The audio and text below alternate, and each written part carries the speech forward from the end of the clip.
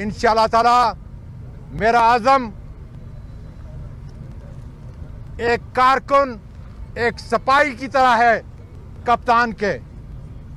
और ये देख ले, जिन्होंने मुझे गिरफ्तार किया था उनके लिए मैं पैगाम देना चाहता हूं कि मैं नमक नहीं हूं जो पानी में डाल दिया जाऊं तो गल जाएगा। ये सिपाही उस कप्तान का सिपाही है जिसके जिस्म पर मुल्क और कौम के लिए 4 गोलियां लगी हुई हैं।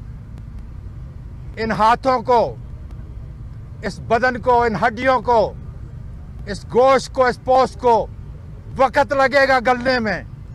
जितना जुल्म है कर लो, लेकिन तुम्हारी तारीख मुरतब की जा रही है। मुल्क और कौम के सामने तुम नंगे हो चुके हो और इंशाअल्लाह ताला पाकिस्तान कायम है। जैसे मेरे कायद आज़म ने कहा था, पाकिस्तान कायम रहेगा।